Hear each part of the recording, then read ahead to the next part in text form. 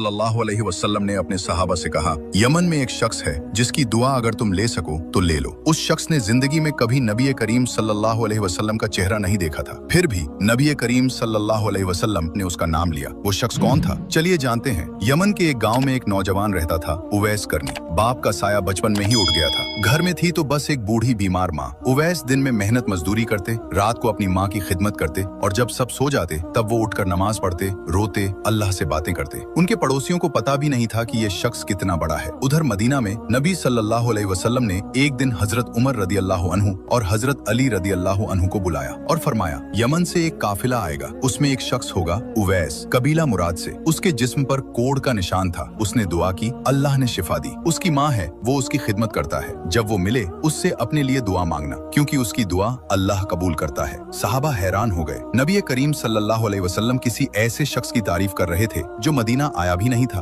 उवैस करनी का दिल तड़पता था। वो हर रोज सोचते, काश मैं नबी करीम सल्लल्लाहु अलैहि वसल्लम से मिल पाता। एक बार उन्हें मौका मिला। माँ से इजाजत मांगी मदीना जाने की। माँ ने कहा, जाओ मिलो, लेकिन जल्दी लौट आना। उवैस मदीना पहुंचे, लेकिन नबी करीम सल्लल्लाहु अलैहि वसल्लम घर पर नहीं थे। वो इंतजार कर सकते थे, लेकिन उन्हें याद आया माँ की इजाजत सिर्फ थोड़े वक्त की थी और उवैस करनी ने वापस कदम मोड़ लिए, बिना नबी करीम सल्लल्लाहु अलैहि वसल्लम का दीदार किए। नबी करीम सल्लल्लाहु अलैहि वसल्लम के विसाल के बाद हजरत उमर रदी अल्लाह अन्हु हर साल हज पर यमन के हाजियों से पूछते, क्या तुमसे कोई उवैस है कबीला मुराद से? एक साल बाद एक शख्स सामने आया, फटे कपड़े, सादा चेहरा, कोई शोहरत नहीं। हजरत उमर रदी अल्लाह अन्हु ने पूछा, तुम उवैस हो? उन्होंने कहा, हाँ। हजरत उमर रदी अल्लाह अन्हु खलीफा वक्त उनके सामने झुके और बोले, नबी करीम सल्लल्लाहु अलैहि वसल्लम ने फरमाया था तुमसे दुआ मांगो, मेरे लिए अल्लाह से माफी की दुआ करो। उवैस ने पहले इनकार किया, लेकिन जब हजरत उमर ने नबी करीम सल्लल्लाहु अलैहि वसल्लम का हवाला दिया तो उवैस की आंखें भर आईं और उन्होंने दुआ की।